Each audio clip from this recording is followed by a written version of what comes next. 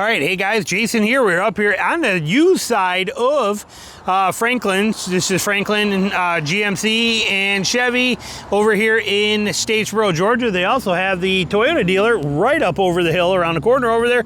We're walking around our used side, and this is also first time on a dealer lot. That me personally, I've seen one of these brodozers. That's what I call them. These squatted rear end, lifted high in the front end. I'm not a fan of these things. It makes no sense to me at all. But here's one that's used on a lot. You know, pretty crazy. You don't see that very often. I thought there was actually laws passed in many states against these, but there you go. Look at that. Woohoo!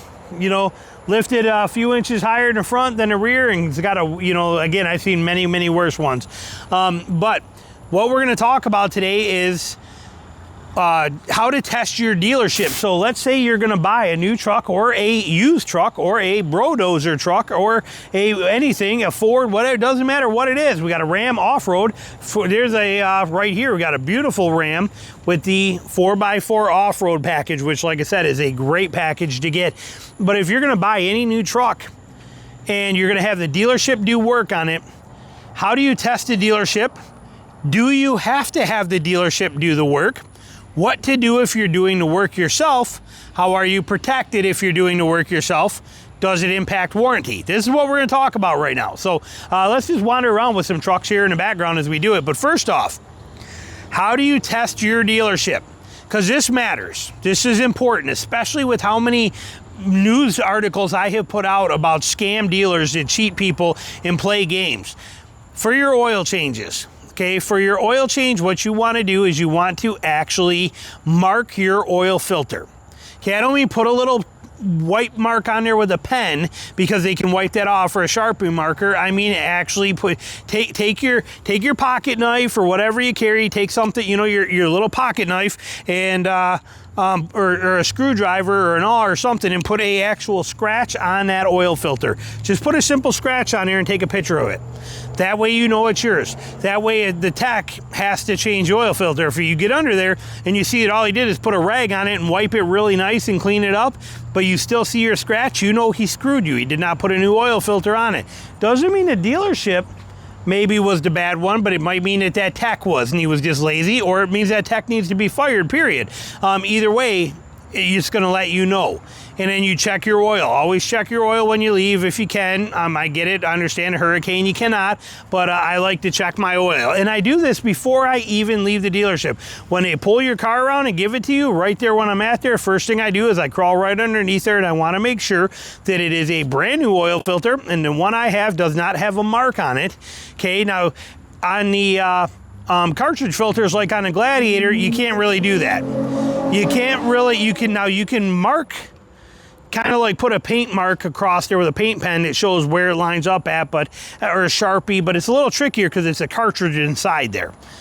But on spin on and off oil filters, it's pretty easy to be able to check this and verify that they're actually doing the work for you and that they actually did it and did it right and didn't just cheat the system. So that is a very important one. The other one is your tires. Now, there's a lot of ways. I believe, if I'm not mistaken, tires today, they have a independent, hang on, I'll show you. All right, so if we look at this here, just on this one, I'm gonna use my flashlight and show you, but you have a specific number on your tire. Like right there, see that number right there? That is a specific number to your tire. And then this one here has a different number, wherever I saw that on here to show you. Okay, you have a different serial number on this one, but there's an independent number on each one. Now you can take a picture of that. You can literally just show that it's your back right tire, whatever, driver's tire, and take a picture of that number on there, and then verify when you have your tires rotated that that one is no longer in that position. That's one way to do it. Another way to do it is to simply just do a chalk mark on there and put it on there somewhere that's a little trickier to see. You can put it on a wheel or on a tire, whatever you want to do, but somehow mark them to make sure they're actually rotating your tires when they're doing it. This this is a good way to test that dealership, because if I take my truck in to have the oil change done and they're not doing the oil changes right, not only am I calling that dealer out and I'm going to throw a fit about it, and I'm probably going to call the police on them too. I'm going to do whatever I got to do. I'm not tolerating that stuff one bit. I wouldn't stand for it, and I'd probably never ever come back to that dealer again. Now, unless they convince me again, if it was a new, if they're like, oh, we got a new tech, and no, you prove to me he's a new tech. I want to see I want to see the employment date. I want to know that he's a new tech and this is it and he's being fired. I want proof that it's not your dealership. It would really piss me off. So, test them. Now, what if you want to do this maintenance yourself? Okay, you want to do these things yourself. Oil changes, simple to do, very easy. Tire rotations, I don't do my own tire rotations. Now, I don't even bring it with Tina's, with her ZR2, I let them do them here at the dealership because I do get her oil changed at the dealership. Just because, you know what, she drives so little that it's like once every few months and it's not a big deal. So it's not a big deal to me. It's like, it's just easier. It's just no big deal to drop it off at one spot. Tires, oil done, boom, set, finish, all that stuff, happy go lucky. On my truck, where I'm changing oil often, sometimes once a month, sometimes during the peak of my seasons, when I'm traveling all over the country, it might be every 3 weeks. Yeah, it's amazing how many miles I can rack up. So I'm changing my own oil and I do my own maintenance on there. Now my tire rotations, I take them to Discount Tire. That's where I had them installed at. I get the tire rotations done there.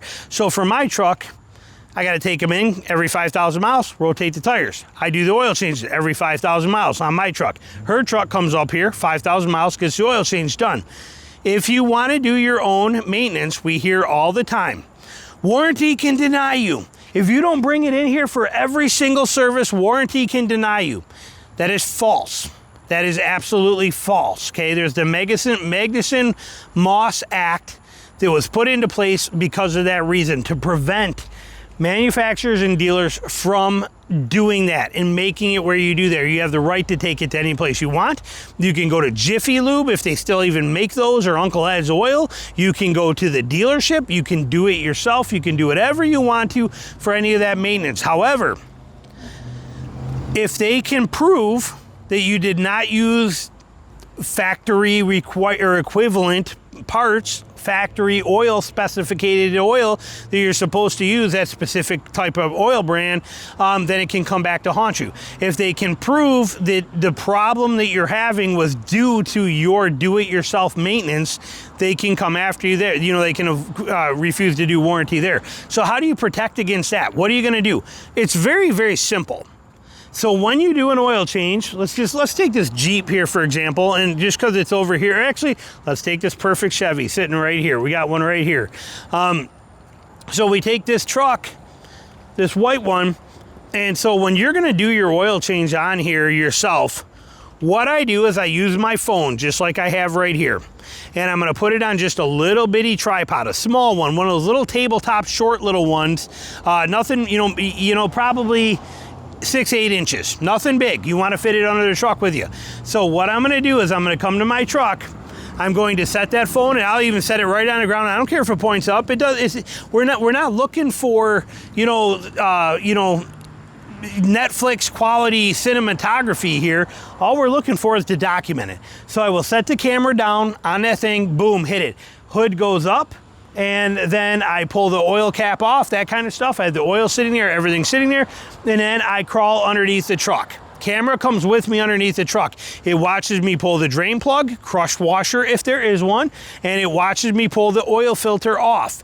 It then also, as I get ready to put the new oil filter on, I show it, make sure that the phone can see it, and watches me put it up and put it on. Watches me put the new crush washer on, and then put it back in and get that set up on there. Then I never stop the recording. I don't stop it. I let it run the whole time. Oil change today can take you about anywhere from 5 to 8 minutes, maybe 10. They're not long for you to do yourself on a truck. Cars, you got to get it. I would never want to do an oil change myself. I would never do an oil change on that beast right there. I'm not getting under there. There's no way. And I'm not jacking it up and messing with all that. But on a truck, on a Jeep, on something like this, they're so easy to get underneath. It's just no reason not to. So, but then I will actually keep that phone going. and then I will pull it around with me, set that little bitty tripod right on the corner of the engine bay, anywhere you can up there, wherever it'll stand for itself for a second, and it will record me pouring the oil in, factory spec oil, into it, and then it will go in the truck with me. I will grab the phone, kind of like I'm holding right now, bring it into the truck with me, again, never turning it off, and then I will turn around and I will start the truck and I will aim it at the truck so that it records the actual mileage that I just did the oil change at. And then boom, you're done. That's all you have to do. If you do that, and then you save those, just leave them on your phone or take them and, plug in a USB cord and throw them on your computer.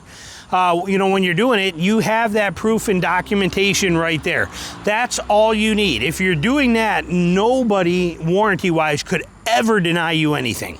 Okay, they could never fault it. They can't deny it. They can't say no. They can't anything because, again, Magnuson-Moss Act says that you have the right to do anything you want to. Your owner's manual even tells you what to do and how to do oil changes and explains it about doing it yourself. Okay, you have all of this information available to you. So don't let any of these dealerships scare you that, oh, you have to have your services done here or your warranty becomes void. No, it does not.